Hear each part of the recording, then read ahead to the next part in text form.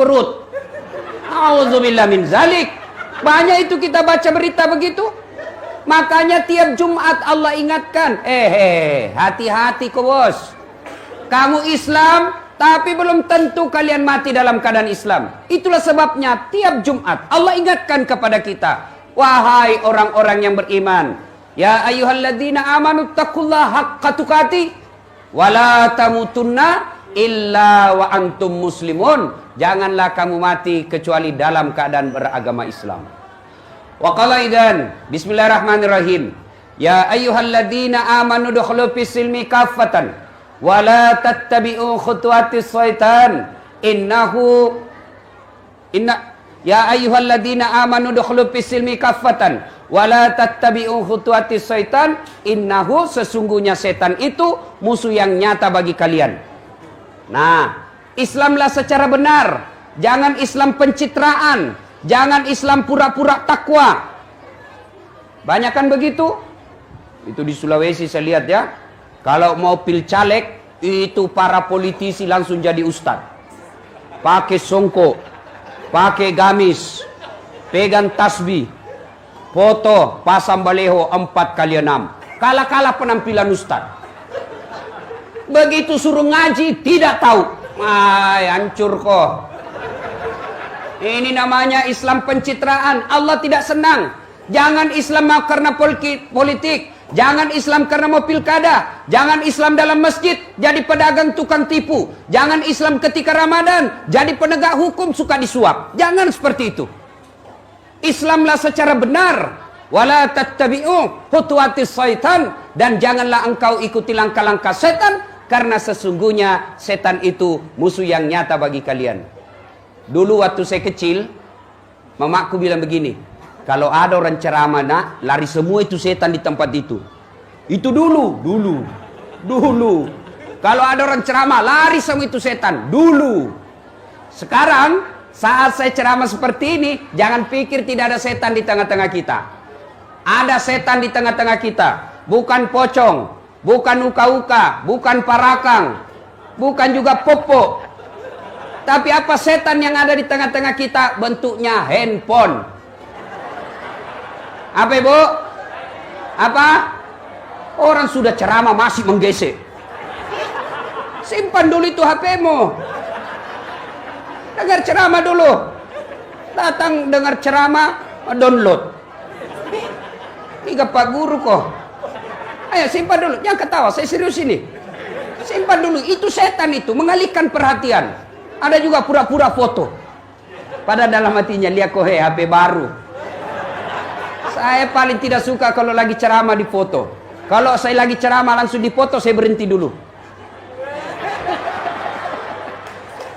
Ini guys, apa tahu terbuka mulut kau foto bos, baru kau share teman Facebookmu, kelihatan semua gigi. Ayo kita dengar dulu dakwah. Simpan dulu. Wa qawaidan. Bismillahirrahmanirrahim. Innallaha wa malaikatahu yusalluna ala nabi. Ya ayyuhalladzina amanu sallu alaihi wa sallimu taslima. Sesungguhnya Allah dan para malaikatnya bersalawat kepada Rasulullah Muhammad sallallahu alaihi wasallam. Maka wahai orang-orang yang beriman, bersalawatlah kalian kepada Rasulullah dengan sebaik-baik salawat. Sallallahu ala Muhammad, sallallahu alaihi wasallam, sallallahu ala Muhammad, sallallahu alaihi wasallam. Ini kalau saya salawat begini di Sulawesi, jamaah semua ikut. Itu di Sulawesi. Di sini dia lihat-lihati saya. Dia kira barangkali saya nyanyikan. Ayo salawat. Sallallahu ala Muhammad, sallallahu alaihi wasallam, sallallahu ala Muhammad, sallallahu alaihi wasallam. Ibu bapak, saudara-saudara sekalian, teristimewa Sahibul Bait Habib Lukman beserta anak beliau Habib Umar, spesial tamu kita hari ini Bapak Kapolda Kalimantan Timur, Bapak Haji Safarudin. Bukan yang penyanyi KDI dulu ya, bukan. Kadang juga itu KDI dulu, Safarudin namanya. Nah, ya. Ini Bapak Jenderal, insyaallah dilindungi dan dirahmati oleh Allah Subhanahu wa taala. Amin. Suatu ketika saya pulang ceramah di TV One, Damai Indonesiaku. Dari Jakarta saya ke Makassar. Di pesawat saya matikan handphone, itu standar. Naik pesawat, matikan handphone. Begitu saya mendarat di Bandara Hasanuddin, saya aktifkan handphone. Masuk SMS. 3 SMS berita duka bersamaan. 1, innalillahi wa inna ilaihi rajiun. Siapa yang meninggal? Teman SMP-ku. Di kampung bisnis TV kabel. Gangguan TV kabelnya kantor BRI. Tolong perbaiki. Dia datang perbaiki, naik ke atas atap, tanpa dia sadari dia pegang kabel besar. Kesetrum, tak lempar, mati. Insyaallah mudah-mudahan mati syahid karena lagi cari nafkah. Yang kedua, innalillahi wa inna ilaihi rajiun. Telah berpulang ke rahmatullah. Siapa? Guru SMP saya. Guru SMP. Malamnya masih datang berjamaah di masjid Isya. Selesai Isya, tidur, pergi sholat subuh di masjid subuh. Selesai sholat subuh, tidak enak dia rasa, meninggal. Di dalam masjid, selesai sholat subuh. Insya Allah mati dalam keadaan Islam. Dia masih ada wudhu, selesai sholat subuh. Yang ketiga, ucapan innalillahi wa inna ilaihi rajiun. Siapa? Suaminya sepupu 2 kali saya, Jalan Anoang, Makassar. Dia pensiun. Sudah pensiun, dia bilang sama istrinya, Bu, kita pergi makan dulu soto Banjar. Kalau di Sulawesi Selatan Makassar ada soto Banjar paling enak dekat kantor pos. Tapi paling enak kalau Banjar sendiri yang bukan di sini, yang bikin di sini. Paling enak pasti di sini, aslinya.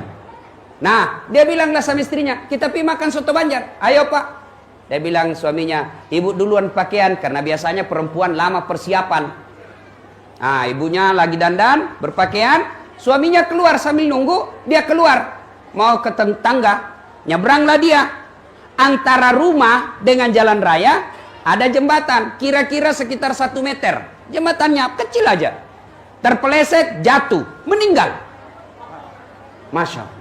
Innalillahi wa inna ilaihi rajiun. 3 kasus ini masih muda. Tidak sakit, sehat walafiat. Meninggal dunia pada saat yang bersamaan. Apa hikmah dari sini? Saya ingin menggugurkan, saya ingin menghilangkan pendapat atau keyakinan yang selalu berkata orang mati harus tua dulu, orang mati harus sakit dulu. Biasanya kita ketika cerita kematian, anak muda langsung orang tua dia lihat-lihati. Yang sudah pensiun, yang sudah putih rambutnya, yang sudah susah berdiri. Oh tidak. Berapa banyak orang tua sehat walafiat, kuat, 90 tahun umurnya, cucunya meninggal baru belasan tahun. Ada lagi orang bilang, orang meninggal itu harus sakit dulu. Tidak. Berapa banyak orang. Kita keluar masuk pergi besuk, orang sakit, ternyata pembesuknya yang meninggal. Banyak seperti itu. Yang namanya kematian tidak harus tua dulu. Yang namanya kematian tidak harus sakit dulu. Yang namanya kematian, al-mautu babun, kata Nabi. Mati adalah pintu yang setiap kita pasti melewatinya. Bahkan ulama kita mengajarkan mati itu seperti buah. Coba lihat buah Pak. Coba lihat buah. Yang tua jatuh. Yang mangkal jatuh. Yang pucuk-pucuk pun jatuh. Yang baru keluar pun jatuh. Maknanya orang kaya mati. Orang miskin mati. Tentara mati. Polisi mati. Kapolda jangan dulu, mau jadi gubernur. Ayo. Habaib mati. Pejabat mati. Ustadz di belakang sedikit. Ya siapa yang tak siap kalau Ustadz duluan? Tapi kalau saya Bapak Ibu tidak ada persoalan. Bapak-bapak duluan, saya di belakang boleh. Atau saya di belakang, bapak-bapak duluan, boleh juga. Tidak ada masalah ya. Nah, ibu bapak, saudara-saudara sekalian yang saya hormati. Bicara tentang kematian, semua kita takut mati. Kata Nabi, salah satu penyakit umatku yang besar, penyakit yang paling menggerogoti umatku adalah hubbud dunia wa karahiyatil maut. Terlalu cinta dunia, takut mati. Nah, sekarang kalau saya tanya Bapak Ibu sekalian, mau ndak panjang umur? Ibu-ibu yang di belakang, mau panjang umur? Mau? Bapak-bapak mau? Coba kita bandingkan mana lebih keras suaranya ibu-ibu dengan bapak-bapak. Ibu-ibu mau? Weh, tahu wah. Bapak-bapak mau? I love it. Coba, kalau mau, Rasulullah berpesan. Rasulullah memberi wasiat yang sekaligus ini menjadi oleh-oleh kita pulang takziah. Resep umur panjang. Nah, Rasulullah bersabda, bukan ajal panjang ya, umur panjang. Rasulullah bersabda, sittatu asyain tasidu fil umur. Ada 6 sifat, perbuatan, tingkah laku yang membuat umurmu jadi panjang. Umurmu panjang. Apa gerangan yang membuat umur kita panjang? 1. Membuat umur panjang itu ad-du'a'u, berdoa. Mari kita berdoa. Memang Allah sudah takdirkan kita meninggal pada tahun sekian, tapi pun Allah punya kuasa untuk mengubah kembali keputusan itu. Kapan? Itulah Allah kasih kita bonus suatu tempat berdoa paling mustajab. Ada yang disebut Lailatul Qadar. Apa itu Lailatul Qadar? Lailam, malam, qadar, penentuan, malam penentuan. Pada malam itu Allah tentukan segala-galanya. Apa yang ditentukan? Ajal kita. Apalagi ditentukan makan kita. Apalagi ditentukan air yang kita minum. Semua ditentukan Allah. Misal, saya lahir bulan Desember. Biasanya orang mati itu dekat-dekat dengan kelahirannya. Ya, Rasulullah itu bahkan sama lahir dan wafatnya beliau, sama tanggalnya, sama bulannya, sama harinya. Maka kalau ada orang dekat dengan ulang tahun, siap-siap kau bos. Siap-siap.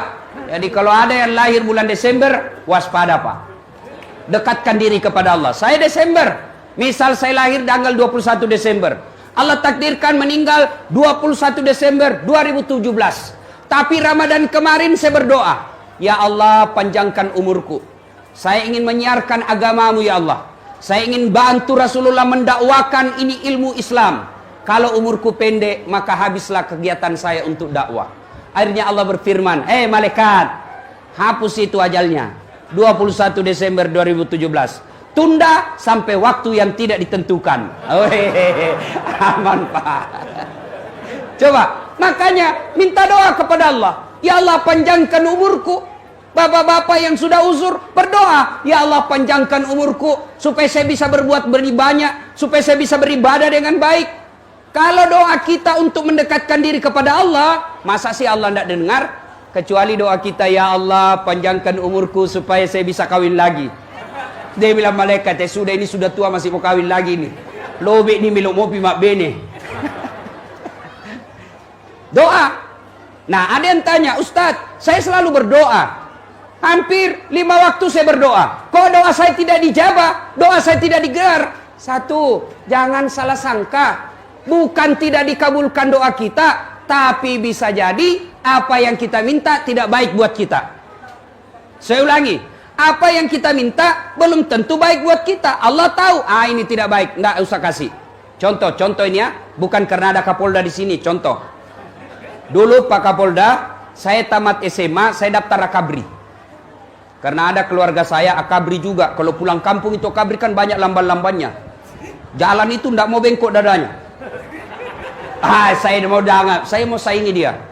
Pergilah saya daftar Jalan Garuda depan kantor Pertamina Makassar. Saya pergi daftar. Begitu tes fisik tidak lulus. Kenapa? Ceper. Tidak cukup tinggiku. Saya protes kepada Allah waktu itu. Ya Allah, kenapa kau lahirkan saya dalam keadaan pendek? Semua saya bersaudara, saya yang paling pendek. Nah kau tidak rugi kalau kau tambah 1 senti tinggiku. Teman saya lulus, Pak. Lulus polisi. Sekarang dia tugas di Polda Sulselbar. Satu bunga-bunga di sini. Serse. Reserse itu kalau saya tidak salah pakai topi merah. Baret merah kan? Saya lulus jadi ustad. Alhamdulillah sekarang pakai baret putih. Nah, alhamdulillah jadi ustad. Karena jadi ustad, mulai baret hitam sampai baret merah ku caramai ko semua. Apa? Allah kasih yang terbaik. Jangan pernah sangka buruk. Kapolda, ya Allah, mudah-mudahan saya bisa jadi gubernur. Ternyata tidak terpilih. Jangan sangka buruk. Itulah yang terbaik buat Allah. Ya Allah, mudah-mudahan saya lulus usaha saya. Kok tidak bisa, malah makin bangkrut. Allah tahu, itulah yang terbaik buat kita. Jangan pernah sangka buruk. Berdoa, minta. Kok tiba-tiba saya berdoa, doa supaya ibu saya panjang umurnya, kok malah meninggal? Allah tahu kalau panjang umurnya mungkin dia syirik. Maka cukup sampai di situ saja. Saya cinta kepadanya. Nah, yang kedua, penyebab. Ustaz, saya selalu berdoa. Kok doaku tidak diijabah Allah? Yang kedua sebabnya, Bapak Ibu sekalian, karena Bapak berdoa tidak diawali dan akhiri dengan salawat. Tergantung antara langit dan bumi. Bapak Ibu tahu salawat kan? Tahu salawat? Ada mahasiswa saya ujian skripsi. Saya bilang, supaya berkah ini ilmu saya kasih kau salawat kepada Nabi. Apa dia bilang? Salawat kepada Muhammad. Ulangi, salah. Salawat kepada Muhammad. Salah kok. Langsung dia bilang, yang mana itu Ustaz? Saya bilang, Allahumma salli ala Sayyidina Muhammad wa ala ali Sayyidina Muhammad. Langsung bilang, oh diganti nih Pak Ustaz. Bukan diganti, kau yang beleng-beleng. Ada salawat diganti-ganti. Gubernur kapan diganti? Tidak. Jadi kalau mau berdoa, awali dengan salawat. Ya Nabi, salam alaik. Ya Rasul, salam alaik. Ya Habib, salam alaik. Salawatullah alaik. Atau mau lebih sahdu, sallallahu ala Muhammad, sallallahu alaihi wasallam. Boleh salawat begitu. Atau ya Nabi, salam alaika. Ya Rasul, salam. Salam alaika. Ya Habib, salam alaika. Salawatullah alaika. Pak, kalau Bapak selama ini berdoa tidak diawali salawat, itu sebabnya doa Bapak tidak dikabulkan. Kenapa? Syarat, password, pinnya doa itu salawat. Kalau Bapak salawat, doa insya Allah diijabah. Kok bisa? Contoh ini ya. Bapak punya anak nakal betul. Orang sakit gigi, dia tumbuk tiang listrik depan rumah. Jengkel kita. Tiba-tiba meninggallah bapaknya, ini anaknya nakal. Datanglah minta tolong sama Bapak. Pak, tolonglah saya mau bayar uang sekolah tapi tidak ada duit, pinjamlah duit Pak. Bapak ingat, ini anak kurang ajar, saya sakit gigi, dia ganggu saya terus. Tidak bantu kau. Datang istri kita, Pak, jangan kau lihat itu anaknya, ingat bapaknya. Bapak itu teman bubuhan ikam, bantulah dia. Tapi ini anak nakal banar, kada ada apa-apa. Akhirnya ditolong. Ibunya kata, bantu, jangan kau lihat anaknya, ingat bapaknya. Bapaknya baik dan bapaknya itu sahabat kamu. Akhirnya apa? Ditolonglah anak ini. Bukan karena itu anak, tapi karena kita ingat jasa baik bapaknya. Kalau Allah lihat dosa kita ini, yang tukang tipu, jangankan orang lain, istri kita aja kita tipu. Bayangkan, suka makan barang haram, suka bicara bohong, suka fitnah kiri kanan, jarang berbuat baik, berdoa. Manalah Allah mau dengar doa kita. Tapi karena kita sebut kekasih Allah, yang Allah tidak cintakan langit dan bumi ini kecuali karena cintanya kepada Rasulullah. Kita sebut itu orang yang dicintai Allah. Ya Allah, ya Rasul, ya Habib Allah. Disebut terus-terus. Akhirnya Allah dengar doa kita karena cintanya kepada Rasulullah Muhammad SAW. Nah, doa. Ini yang pertama. Kalau mau umur panjang, banyak-banyaklah berdoa. Minta kepada Allah. Alhamdulillah. Bib, sekarang ini umat Islam rajin berdoa. Hampir 10 menit berdoa. 10 menit lagi berdoa lagi. Tapi sayang seribu sayang. Di mana dia berdoa? Di status. Mau pergi suaminya berdoa. Ya Allah lindungi suamiku. 10 menit kemudian berdoa lagi. Ya Allah murahkan rezeki suamiku. Begitu 10 menit lagi kemudian, ya Allah, Engkaulah yang maha memelihara. Pelihara suamiku. Di mana dia berdoa? Di status. Di Facebook. Siapa ajar kita berdoa di status? Sibuknya itu Tuhan mau baca status tak? Berdoa tidak harus di Facebook. Berdoa bukan di media sosial. Berdoa itu ambil wudhu, ambil sajadah, ngadu kepada Allah. Bukan di Facebook. Ini sedikit-sedikit berdoa. Tapi di mana? Media sosial. Tidak ada yang ngajar kita berdoa di media sosial. Mau berdoa, ambil wudhu, ambil sajadah, ngadu kepada Allah Subhanahu wa taala. Yang keempat, penyebab doa tidak dijabah Allah. Penyebab doa tidak dijabah Allah. Apa? Karena kadangkala kita berdoa, kita tidak tahu apa yang kita minta. Ini saya perlu jelaskan. Doa itu bukan menghafal. Halo Pak. Doa itu bukan menghafal. Kadangkala kita ini ngambil kitab, baca, tapi kita hafal. Kita tidak tahu apa yang kita minta. Berdoa tidak harus bahasa Arab. Berdoa tidak harus bahasa Al-Quran. Tidak harus. Tapi memang dianjurkan, berdoalah engkau seperti apa yang diajarkan Al-Quran.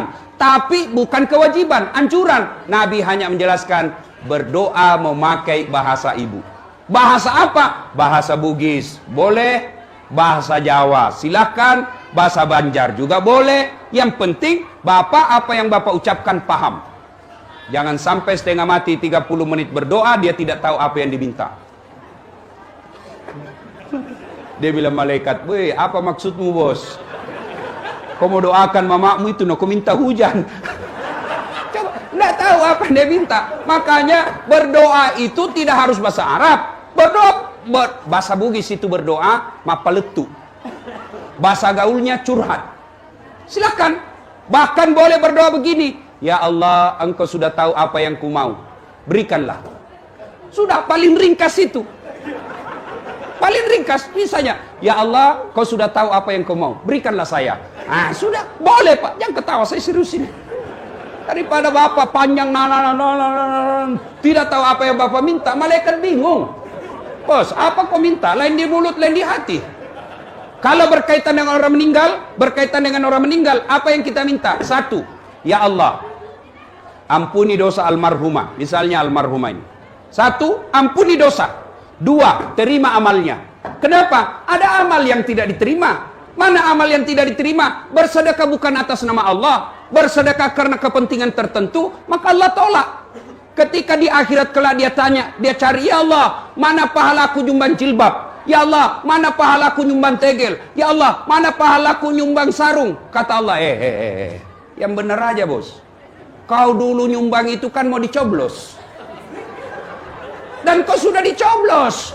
Kau sudah dapat pahalanya. Kau tidak dapat apa-apa di sini karena kau menyumbang bukan mencari ridaku. Tania pamaseku usapa. Nah, ibu bapak, saudara-saudara sekalian yang saya hormati. Inilah resep pertama, mau punya umur yang panjang, banyak-banyak berdoa. Yang kedua, kalau mau lagi berdoa, saya ulang. Yang empat tadi, saya lupa ya. Satu, kalau untuk orang meninggal. Satu, ampuni dosanya. Dua, terima amalnya. Tiga, lipat gandakan. Yang tadinya misalnya amal dia bawa cuma 10, kita berdoa, ya Allah mudah-mudahan 10 itu menjadi 100. Mudah-mudahan 10 itu menjadi hingga tak terhingga nilainya. Kenapa? Orang sudah meninggal tidak bisa lagi nambah-nambah amalnya. Dan yang keempat, lapangkan alam kuburnya. Inilah doa buat orang tua kita yang sudah meninggal.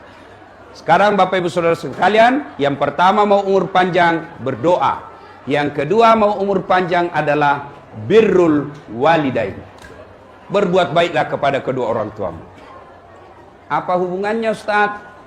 Bukankah Allah berfirman menjelaskan ridallah fi ridal walidain, suktillah fi suktil walidain. Ridanya Allah tergantung ridanya kedua orang tua, murkanya Allah tergantung murkanya kedua orang tua. Maknanya, kalau kita rajin mendoakan orang tua kita karena wujud kecintaan kepada orang tua itu, maka Allah menjadi ridha kepada kita. Dan ketika Allah ridha kepada kita, maka diberikanlah umur yang panjang.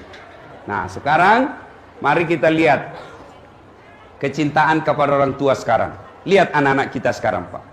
Saya pernah diundang ceramah di Batu Licin, Tanah Bumbu. Selesai saya ceramah, datanglah bapak-bapak, nangis di depan saya, dia pegang paha saya. Ustadz, doakan saya. Saya bilang, kenapa? Doakan saya Ustadz. Saya 4 tahun merantau dari Sulawesi. 4 tahun saya sukses, 2 bulan terakhir saya bangkrut. Andai saja saya bangkrut tidak masalah. Saya bangkrut meninggalkan banyak utang. Saya dikejar penduduk di sini mau dipotong karena utang saya banyak. Mobil saya semua disita. Saya bilang, baiklah, tidak usah cerita semua penderitaannya. Saya mau tanya dan tolong jawab dengan jujur. Jujur jawab. Bagaimana perlakuan bapak kepada orang tua selama ini? Apa dia bilang jawabannya? Selama 4 tahun saya merantau Ustaz, memang saya tidak pernah pulang kampung. Saya bilang dalam hati, oh ini sebabnya bos. Sebabnya. Bapak mau naik pangkat, ini ada anggota polisi. Bapak mau naik pangkat, tidak usah cari muka sama Kapolda. Bapak sudah punya muka yang baik. Kadang-kala kita cari muka, kita cari barakah, pergi ziarah kubur, karena ini. Berkah hidup kita seorang manusia ada sama ibu bapak. Saya heran lihat pegawai-pegawai sekarang. Sama wali kota dia cium tangannya. Ini, siap. Sama mamanya, enggak hormat. Siapa ajar? Mau berkah hidup, muliakan orang tua. Coba lihat anak-anak yang servis orang tuanya dengan baik, yang memuliakan orang tuanya dengan baik, insya Allah hidupnya tidak akan sengsara. Coba lihat. Bukti di tempat ini. Habib Umar memuliakan orang tua dengan mengundang orang, mendatangkan penceramah, mengajak orang-orang untuk berdoa. Itu salah satu bentuk memuliakan orang tua. Insya Allah, Allah akan ganti itu dengan lebih baik lagi. Bapak, adik-adik, ada pengangguran, setengah mati cari kerja, tidak dapat kerja. Ayo, evaluasi servis orang tua. Ada yang bilang anak-anak, bagaimana orang tua saya selingkuh, Ustaz? Orang tua saya penjudi. Orang tua saya tukang judi. Urusan dia dengan Allah. Urusan kita, kewajiban kita, muliakan ibu bapak kita. Contoh belajar dari sejarah hidupnya Ibrahim. Ibrahim alaihissalam penyembah berhala bapaknya. Tapi ketika Ibrahim alaihissalam mau ribut sama bapaknya, Allah tegur. Ibrahim, sadar kok, bapakmu itu. Tapi dia nyembah berhala. Allah berfirman, bagaimanapun itu orang tuamu. Lalu bagaimana? Kau yang mengalah, kau yang keluar dari desamu. Coba, anak-anak sekarang, na'udzubillah min zalik. Tak ada lagi sopan santun sama orang tua. Zaman saya kecil, Pak, itu kita mau pergi sekolah, ndak keluar kita sebelum cium tangan orang tua. Pak, Bu, lo kayolo, Indo, lo masih sekolah, lo doanga nggak usah lama, uruntu ego sapa, cium tangannya. Baru kita pergi. Sekarang anak-anak, bapak-bapak masih ingat? Dicium tangannya sama nanya? Iya. Cium. Nggak, nasledin ji, Pak. Cium tangan itu kan begini. Sekarang anak-anak, Pak. Kan cium tangan itu. Ya, sekalinya tangannya cowoknya tabe, Kak. Beleng-beleng. Kenapa cowok? Kalau cowoknya bicara besopan, iya Kak, terserah aja. Mana yang kakak pikir baik, ya baiklah buat saya. Sekalinya bapaknya, kolot ini bapak. Nah, Masya Allah, di mana berkah hidup? Nggak ada itu. Nggak ada berkah bagi mereka. Saya kadang-kala ditanya orang, Ustadz, saya juga nggak masuk akal. Kok bisa dokter 2? Dokter saya alhamdulillah 2. 1 luar negeri, 1 dalam negeri. Dan waktunya bersamaan. Kalau waktu tidak bersamaan biasa. Tapi ini waktu bersamaan dengan negara yang berbeda. Kok bisa? Saya bilang saya juga tidak tahu. Tapi saya pegang rahasia Allah. Kalau kita muliakan orang tua, Allah pasti mudahkan segala urusan. Dan buktinya apa? Waktu saya ujian, Pak. Ujian untuk doktor. Waktu di luar negeri. Itu orang umumnya ujiannya 2 jam. Umumnya 2 jam. Saya telepon mama saya di kampung. Dalam bahasa Bugis. Karena mama saya tidak lancar bahasa Indonesia. Mak, melo ke ujian. Telo doang enggak? Mappa mula tati asera letuk tati 10 di misampajat duhaki ajak tasalai sejadata selesai pak utel poki. Mak, saya mau ujian jam 9 sampai jam 11. Mama sholat duha, jangan tinggalkan sejadah sebelum saya selesai. Doa saja, Mak. Kalau habis doa, baca Fatihah sebanyak-banyaknya. Salawat kepada Nabi. Apa yang terjadi? Orang umumnya 2 jam ujian, Pak. Saya 40 menit selesai. Semua orang heran. Masya Allah, kok bisa? Inilah kuasa doa orang tua. Teman-teman sekalian yang mau naik pangkat dengan baik, doa sama orang tua. Doa. Kapolda ada mutasinya. Betul. Pak Kapolda mau jadi gubernur, tidak usah cari muka kiri kanan. Kerja baik, layani masyarakat, minta ridha orang tua, Allah muluskan perjalanan. Siaplah. Adik-adik sekalian, mau hidup bahagia, muliakan orang tua. Ibu-ibu sekalian, mau bahagia dunia akhirat, muliakan orang tua, termasuk mertua. Sekarang kita kadang kalah sopan sama orang tua, tapi mertua kita kurang ajar. Ibu, halo ibu, halo. Ini biasa juga ibu-ibu sayang betul sama suami, tapi tidak sayang sama orang tua suami. Tidak boleh itu. Mentang-mentang mertuanya hipertensi, datang mertuanya dari Sulawesi, langsung dia bilang, datang lagi bapakmu. Biasa, bawa beras 50 kilo, bulan nanti 2 juta. Pak, kalau ada istri pian seperti ini, tidak tahu menghormati suami, istri-istri seperti ini Pak, tidak usah dicerai, kasihan dia janda. Jadi dia apa Ustadz? Tambah jadi 2, biar dia tahu rasa. Iya. Mestinya istri yang baik, datang mertuanya, dia sujud syukur, berdoa kepada Allah. Ya Allah, alhamdulillah kau kirim orang tua ini. Gara-gara inilah orang tua sehingga saya punya suami. Andai saja orang tua ini tidak punya anak, maka mungkin sampai sekarang saya jadi gasturi, gadis tua Republik Indonesia. Alhamdulillah. Maka baik-baiklah servis orang tua. Bapak saudara-saudara sekalian, kemuliaan kita anak, mau umur panjang, maka birrul walidain, berbuat baiklah kepada kedua orang tua. Adik-adik sekalian yang masih sekolah, adik-adik sekalian yang masih kuliah, gimana cara berbuat baik kepada orang tua? Selesai semester, bawa buku laporan, perlihatkan hasil ujian kita. Mak, ini hasil ujian saya, IPK saya 2,7. Ini standar mak. Doakan saya, insya Allah semester depan 3,0. Kalau ibu kita sudah bilang amin, maka itulah doa. Doa dari anak, dari orang tua, tidak mesti dia tahajud orang tua kita. Ketika kita telepon, mak, saya mau naik pangkat, mak, saya mau ujian, mak, saya mau ikuti sesuatu perlombaan, doakan saya supaya saya berhasil apa yang saya mau. Begitu ibu kita bilang amin, itulah doa. Maka biasakan hubungi orang tua. Setiap mau melakukan sesuatu, minta ridha orang tua. Ridhanya Allah tergantung ridhanya kedua orang tua. Kalau orang tua kita sudah bilang, silakan nak, insya Allah berkah dan doaku ada menyertaimu. Insya Allah berkah itu. Tapi kalau ibu kita bilang, tidak mau, tidak halal semua air susu yang kau minum, wah sudah, hilang sudah berkah kita itu. Sekarang Bapak Ibu Saudara-saudara sekalian, mari kita lihat anak-anak kita. Mari kita lihat anak-anak. Anak-anak kita sekarang Pak, cerdas-cerdas, cakep-cakep. Saya biasa heran lihat, bapaknya ndak cakep, mamanya juga ndak cantik. Kok bapaknya cakep? Ah, ini pengaruh gizi kali. Anak-anak sekarang Pak, cantik-cantik, cakep-cakep, cerdas. Coba lihat itu anak-anak. Saya kalau nge-SMS, sudah pakai 2 jari, pegang handphone dengan baik, masih kadang-kala salah ketik. Itu, masih salah ketik. Anak-anak sekarang sambil bawa motor nge-SMS, lancar Pak, cerdas anak-anak kita sekarang, luar biasa. Saya biasa bingung, bagaimana cara lancar betul? Dia tidak lihat itu papan SMS, ya lancar, masya Allah. Satu kurangnya anak-anak kita sekarang, apa? Kurang ngajar.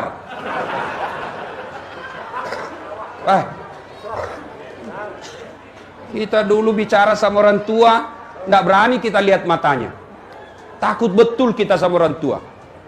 Sekarang anak-anak dipelototi matanya, apa dia bilang? Kenapa matanya Pak? Nah, sekarang kenapa? Apa sebab anak-anak kita begini? Apakah sepenuhnya salah anak? Tidak, 90% salah orang tua. Ini pasti ada hubungan Habib Umar dengan almarhumah. Dengan baik, insya Allah anak juga akan sopan sama orang tua. Tapi kalau orang tua tidak pernah mendidik anak dengan baik, maka jangan heran anak juga kurang ajar sama orang tua. Ayo, saya ajak kita, hafal doa kebaikan orang tua, doa anak untuk orang tua, hafal?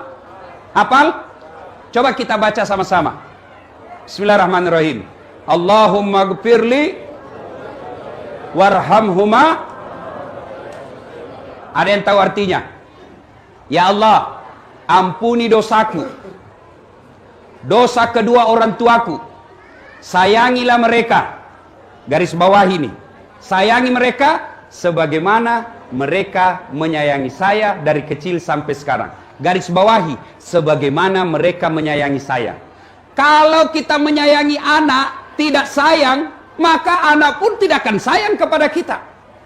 Maka saya heran, ada mahasiswa saya curhat sama saya, Ustadz, ibu saya sakit kok tidak ada perasaan sakit dalam hati saya.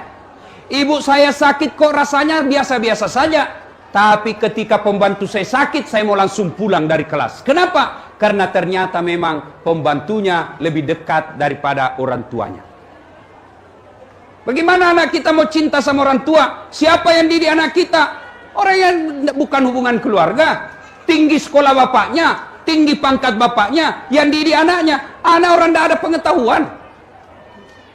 Anak-anak kita dulu bagaimana tidak baik akhlaknya. Karena memang orang tua cinta kepada anak. Mendidik anaknya baik. Semua yang dulu-dulu tidak semuanya jelek. Ada yang bagus kita contoh, terutama dalam mendidik anak. Apa itu? Contoh. Waktu saya kecil, kita mau tidur itu satu tempat tidur 3 orang di atas. Apa manfaatnya? Ada jadi mata-matanya orang tua, ada jadi intel. Mak, pacaran kakakku. Kenapa kau tahu? Saya dapat suratnya di bawah bantal. Nah, ada yang menjadi pengontrol karena kita bersaudara. Apalagi zaman dulu kita mau pergi main, apa? Dia bilang ibu kita, iya, Lono, pergi mi, tapi bawa adekmu. Kalau menangis adekmu, kau saya pukul. Orang Bugis bilang matarana. Lono, tiwi andrimu, menangis adekmu, saya pukul kau. Artinya apa? Kita punya tanggung jawab terhadap saudara. Sekarang coba lihat, gara-gara rumah harga 500 juta, adik kakak berperkara, bahkan ada yang saling baku tikam. Gara-gara uang 500 juta. Kalau kita dulu tidak ada itu yang begitu. Kenapa? Memang kita persaudaraan kuat. Sekarang abad modern, ayo kita lihat. Satu anak, satu kamar. Di dalam ada televisi. Di dalam ber-AC. Di dalam lengkap permainan elektronik. Satu anak semua begitu. Akhirnya apa? Pulang sekolah, anak masuk langsung kamar. Dalam kamar, kapan dia keluar? Nanti dia mau makan. Masuk lagi kamar. Tidak pernah keluar dan tidak pernah ketemu. Malam minggu, katanya acara keluarga. Untuk apa? Ayo kita makan sama-sama di warung, restoran. Acara keluarga. Katanya supaya ketemu dan akrab. Sampai di rumah makan, tidak ada yang bicara. Semua sibuk dengan HP-nya. Ini Pak, kalau dibiarkan seperti ini, maka jangan heran. Anak kita besar kurang ajar. Bapak-bapak, para habaib, ibu-ibu, coba. Bapak ibu mau tahu nasibnya di kubur nanti? Mau tahu nasibnya di kubur? Mau tahu? Maka lihat anak kita sekarang. Lihat anak kita sekarang. Kalau anak kita sudah gadis tidak pakai jilbab, bisa dibayangkan bagaimana sengsaranya bapak nanti di kubur. Kalau sampai sekarang anak kita tidak tahu ngaji, asam tidak tahu ke masjid, bisa dibayangkan bagaimana seksanya kita di kubur nanti. Tapi kalau sekarang anak kita masih SD sudah tutup jilbab, sudah tutup aurat. Anak kita malam Jumat semua kumpul di rumah baca Yasin sama-sama. Anak kita Ramadan berjamaah di masjid. Harapan itu Pak, bapak sudah kaya insya Allah di kubur. Demi Allah, ibu bapak wafat, anak pengangguran, Allah tidak persoalkan. Ibu bapak meninggal, anak tidak punya kerja, Allah tidak marah. Tapi ketika anak bapak tidak pakai jilbab, anak bapak tidak tahu sholat, anak bapak tidak tahu rasa malu jadi anggota DPR tapi koruptor, maka bapaknya dicari. Mana bapaknya ini? Mana orang tuanya? Kok bisa anaknya seperti ini? Hati-hati Pak. Bapak tidak usah cemas soal masa depan anak dalam perut. Masalah soal perut, bapak tidak usah khawatir soal jabatan anak kita. Allah sudah tentukan.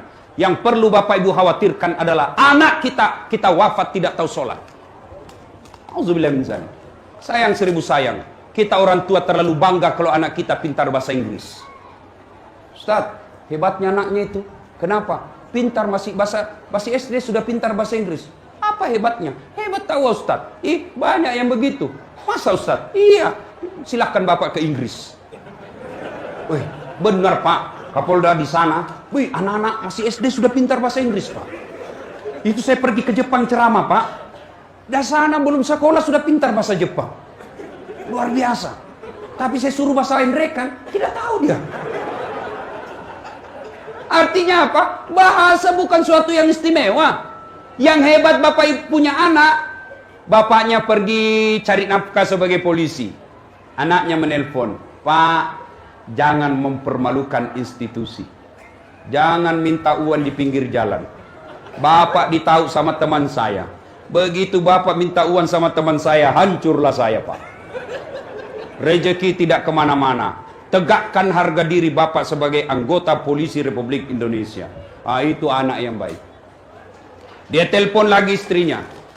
Bu, dia telepon mamanya, "Ma, mama di mana? Saya mau ke pasar, Ma. Nah, mama pakai jilbab apa tidak? Pakai jilbab. Mama longgar atau tidak? Longgar, alhamdulillah." Itu kalau punya anak seperti itu bapak sudah kaya. Bapak pernah ditelepon begitu anaknya? Pernah? Pernah? Paling SMS habis pulsa. Bapak saudara-saudara sekalian, didik anak sebaik-baiknya. Nah, ada yang nanya, "Ustadz, bagaimana cara mendidik anak?" Bapak tidak salah membaca psikologi pendidikan mendidik anak. Tidak salah. Tidak salah ketika membaca hasil penelitian Barat, Eropa cara mendidik anak. Tidak keliru. Tapi sesat ketika bapak meninggalkan Quran dalam mendidik anak. Bagaimana cara mendidik anak? Allah sediakan satu surah khusus untuk mendidik anak kita. Tata cara dan metode mendidik anak. Apa itu? Surah Luqman. Silahkan baca surah Luqman, kurang lebih dari surah Luqman ayat 16 sampai dengan 21. Di situ diajarkan bagaimana cara mendidik anak kita. Sekarang yang menurut surah Luqman, satu yang banyak kita tinggalkan sekarang adalah kata Luqmanul Hakim, "Ya bunayya, wahai anakku, la tusyrik billah, jangan kau mensyirikatkan Allah." Sekarang ini mensyirikatkan Allah, saya yakin tidak ada sembah patung. Tidak ada yang sembah berhala. Tapi saya curiga anak kita nyembahnya apa? Nyembah harta, nyembah jabatan, nyembah apa? Nyembah dunia. Nah, kalau kita di sini kira-kira untung sudah lewat musim batu.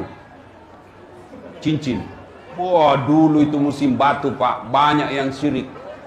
Sampai-sampai tukang sayur saya di Makassar dia bilang, "Ustadz, selama saya pakai ini batu saya, setiap pagi saya dipanggil ibu-ibu di kompleks ini." Saya bilang, "Pastilah karena sampean penjual sayur. Pasti dipanggil masih." Bapak saudara-saudara sekalian. Nah, ini yang kedua. Ingin umur panjang adalah birrul walidain. Berbuat baiklah kepada kedua orang tua sesuai firman Allah. Bismillahirrahmanirrahim. "Imma yabduganna indakal kibra ahduhuma aw kilahuma fala takul lahuma uf wala tanharhuma wa qul lahuma qaulan karima." Sadaqallahul azim. Yang ketiga, resep umur panjang. Kita ulang dulu supaya kita tidak lupa. Satu, berdoa. Dua, berbuat baik sama orang tua. Dan yang ketiga, as-sadaqatu, bersedekah. Sedekahlah. Nah, ibu bapak saudara-saudara sekalian, apa hubungannya sedekah dengan umur panjang? Begini ceritanya, bos. Kalau waktu hidup kita banyak membantu orang, maka jangankan kita hidup, mati pun orang masih mengingat kita. Itulah yang disebut umur panjang. Contoh, waktu sehat, masih hidup, sering sedekah. Begitu meninggal, kita lewat di pemakaman, kita lihat pemakamannya yang tadi rajin sedekah. Ini ibu rajin betul dulu bantu kita. Ayo kita doakan. Ini bapak rajin dulu kirim jalan kote di masjid kalau Ramadan. Banyak orang yang gunakan untuk buka puasa. Mari kita doakan. Didoakan, dibacakan Fatihah minimal. Padahal sudah 3 tahun meninggal, orang masih mengingatnya. Kenapa? Waktu hidup rajin sedekah. Tapi kalau bakil, orang di kampung saya bilang sekke, kikirigalla paku jambatan. Tidak bisa. Jangankan mati, Pak. Masih hidup orang doakan kita sial. Lewat mobil tak apa dia bilang tetangga, mudah-mudahan tabrakan mobilnya. Pelit banar nah. Saya kira dia mau kasih naik saya di mobilnya, ternyata cuma di klakson. Pak, ini ada yang mau jadi gubernur. Ada menjadi wali kota, ada menjadi anggota DPR. Resep jangan pelit. Kalau bapak pelit, tidak ada orang yang suka. Bahkan orang pelit sekalipun tidak suka sama orang pelit. Percaya itu pak. Dia bilang Jakob di rumahnya seke, padahal dia juga seke. Orang suka itu orang pelit pak. Perpanjang sedekah. Dan insya Allah tidak ada orang bangkrut gara-gara sedekah. Demi Allah. Tolong tunjukkan saya di Samarinda ini ada orang bangkrut gara-gara sedekah. Yang banyak orang bangkrut gara-gara apa? Narkoba. Yang banyak orang bangkrut gara-gara apa? Judi. Yang banyak bangkrut gara-gara apa? Selingkuh. Bangkrut. Tidak ada orang bangkrut gara-gara bersedekah. Tidak ada orang, Ustadz, itu rumah di sudut, kaya betul dulu itu Ustadz. Tapi karena dia bangun pesantren, dia suka bantu orang susah, dia suka sedekah, bangkrut Ustadz. Tidak mungkin.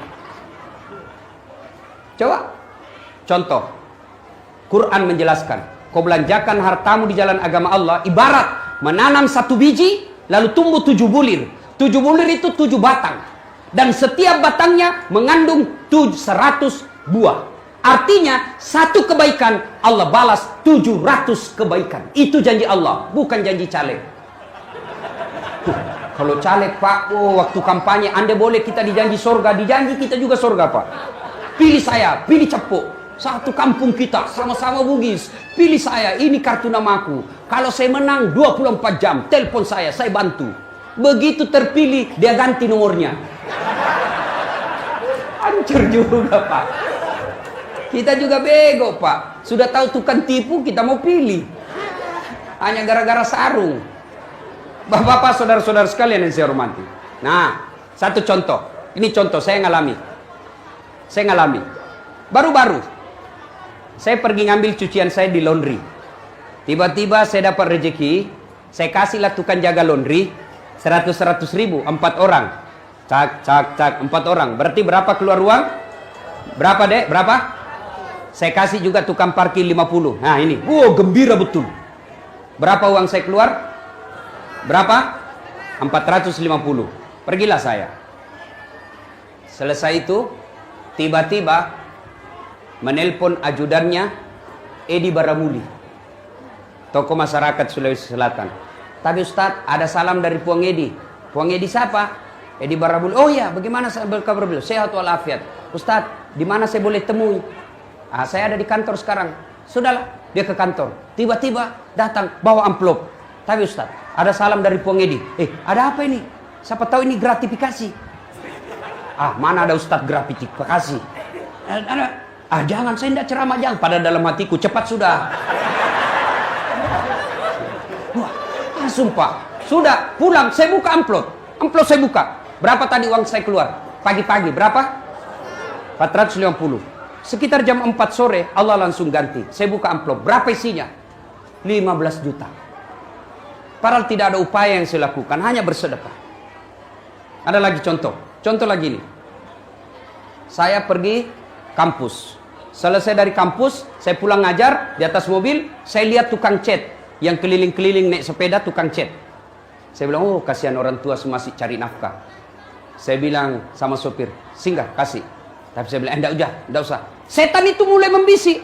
Apa bisikan setan? Enggak usah. Nanti orang bilang, sok kaya itu Ustaz, sok penyantun. Sudah lewat. Begitu lewat, saya bilang, kurang ngajar ini iblis. Kau kira kau kalah saya? Balik kau. Saya bilang sopir, balik. Padahal sudah lewat. Balik. Ini setan ini. Kau kira kau kalah saya? Balik. Setan kepanasan. Balik. Saya kasih. Berapa saya kasih uang pak? 100 ribu. Dia doalah. Mudah-mudahan anak haji sehat walafiat. Murah rezeki. Sukses segala urusan. Coba. Dia doakan saya. 100 ribu saya kasih. Banyaknya doanya. Kalau akal sehat.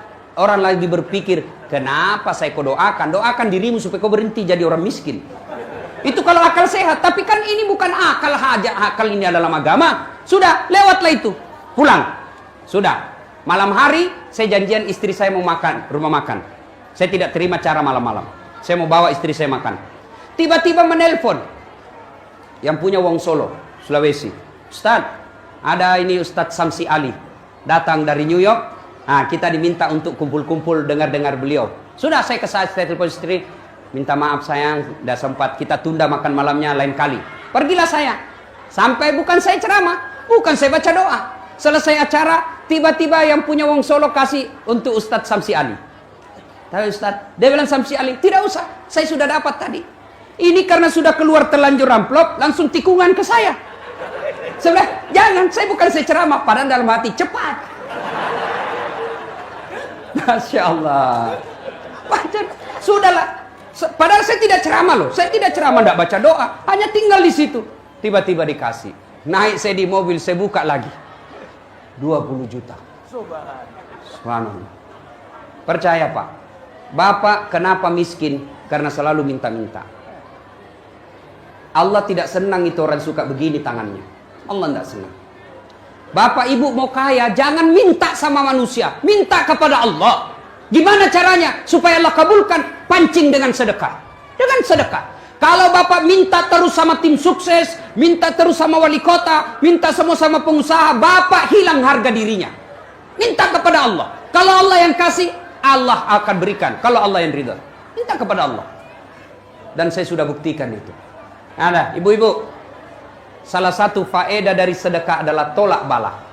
Ibu-ibu, Bu, ada di sini suaminya mulai macam-macam. Ada? Tidak usah malu-malu, banyak Ustadz.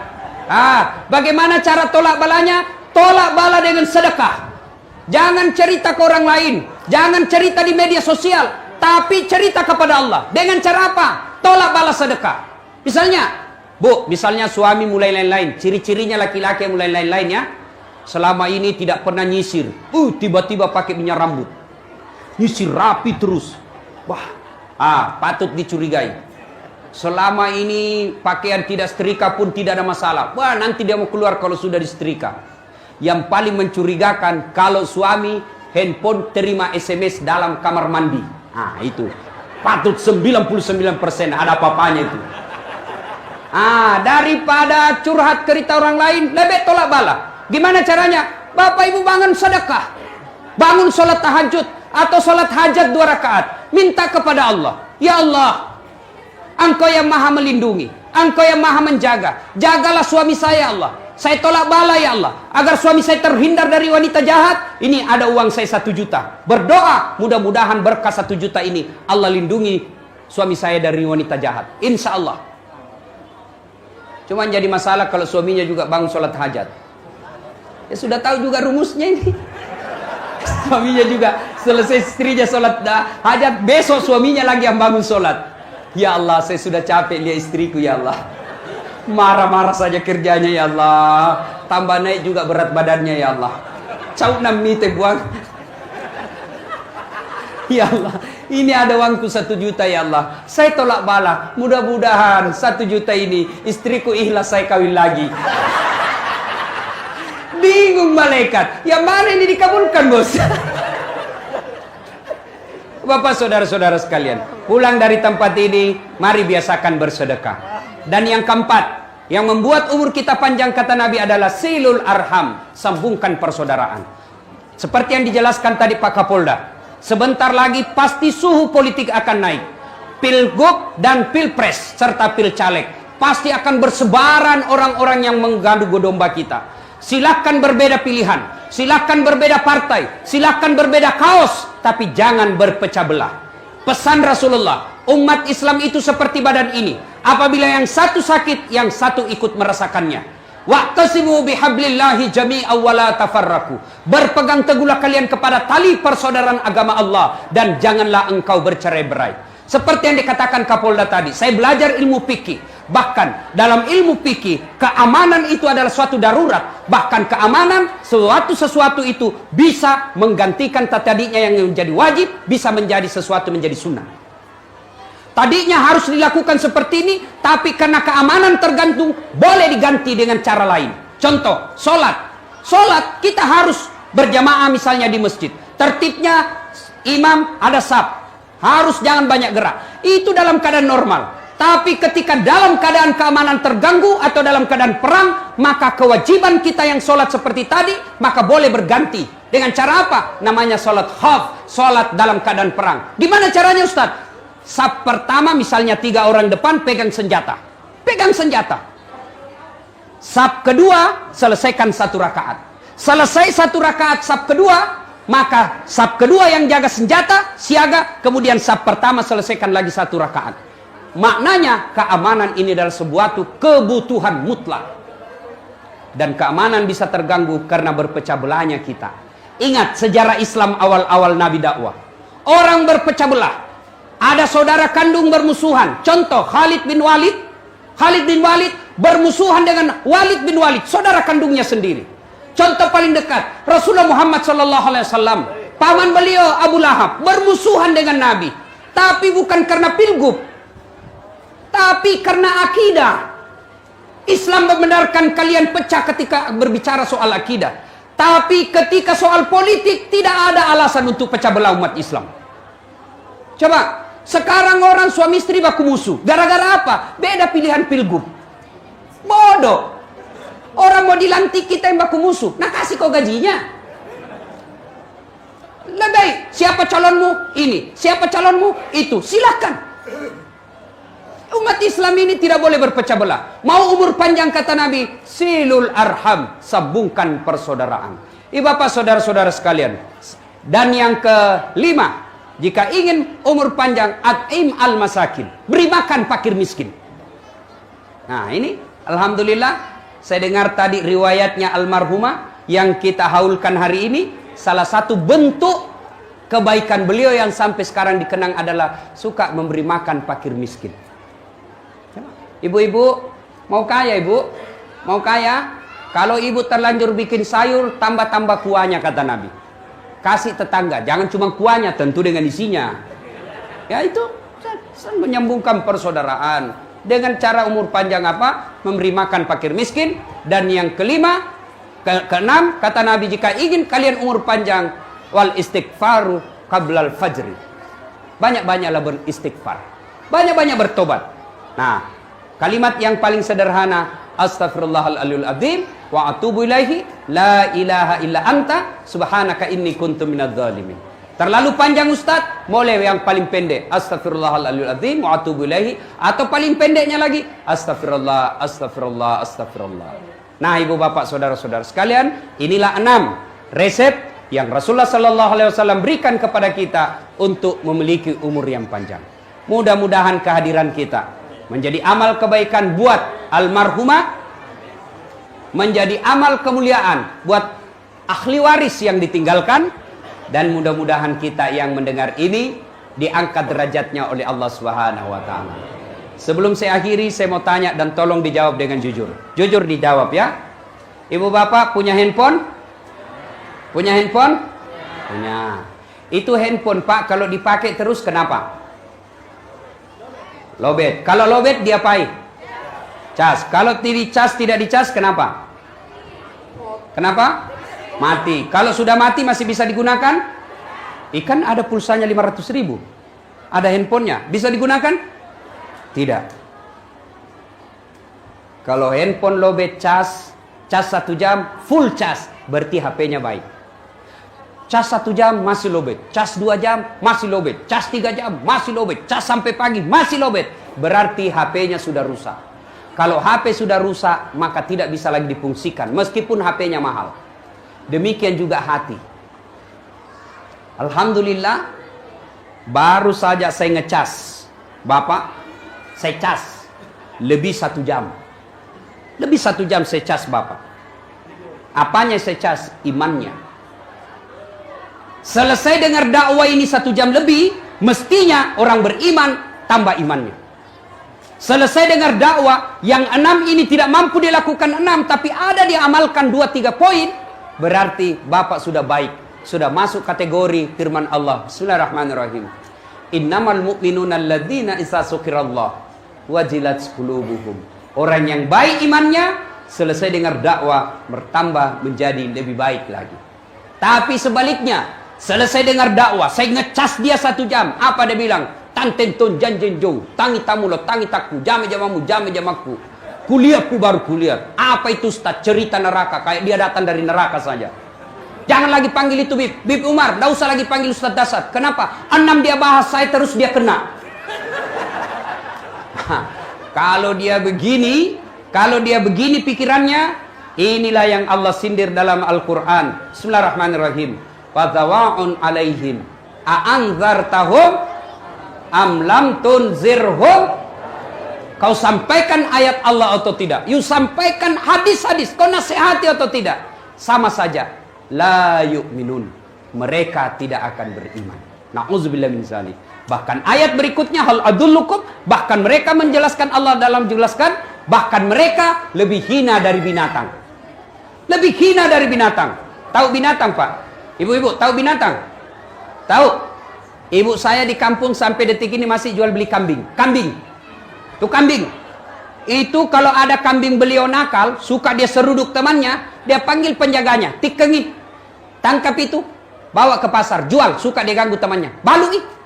Sampai di pasar ditelepon, "Aji, dia gak tong beli." Tidak ada yang beli, palisui. Kasih kembali, potong, kita makan sama-sama. Kambing nakal, jual. Tidak ada yang beli, potong. Dagingnya sate kambing. Perutnya konro dan coto. Tanduknya perhiasan, kulitnya perhiasan, kakinya sop kikil, lidahnya sop lidah, pipinya sop pipi, ekornya sop buntut. Semua dipakai. Kambing nakal, jual. Tidak ada yang beli, makan sama-sama. Kambing, kambing. Apa ibu? Bembe. Kalau ada orang Samarinda nakal, tukang tipu, tidak sholat, jelek mukanya, busuk mulutnya, kentutnya besar, diapai bos? Siapa yang mau beli? Ayo, diapa? Potong. Siapa mau makan? Siapa mau makan jenazah manusia? Jangankan makan, kita pegang saja jenazah, jijik kita. Itulah yang Allah sindir. Mereka lebih hina dari binatang. Salah satu kehadiran kita di tempat ini, selain wujud duka kita, mendoakan almarhumah dan memuliakan yang mengundang kita, salah satu tujuannya adalah agar kita tidak menjadi lebih hina dari binatang. Demikian, mudah-mudahan ada manfaat. Terima kasih Habib Umar yang mengundang saya datang ke tempat ini. Terima kasih Pak Kapolda atas kehadirannya di tempat ini dan mendengarkan tausiah bersama kita. Mudah-mudahan hajat dan keinginan kita terkabul oleh Allah Subhanahu wa taala. Demikian, sebelum kita akhiri, mari kita kirimkan suratul Fatihah kepada Rasulullah Muhammad sallallahu alaihi wasallam. Khasiat dan keutamannya kita ikhlaskan untuk ruh arwah orang yang kita haulkan hari ini. Ila hadratin Nabi Mustafa Muhammad sallallahu alaihi wasallam, summa hususil ruhil sahibul bait. Al-Fatihah. A'udzubillahi minasyaitonir rajim. Bismillahirrahmanirrahim. Iyyaka na'budu wa iyyaka nasta'in. Shiratal ladzina an'amta 'alaihim. Amin. Terima kasih, lebih dan kurangnya mohon dimaafkan. Nun wal kalam ya masrun billahi fi sabilil haq. Assalamualaikum warahmatullahi wabarakatuh.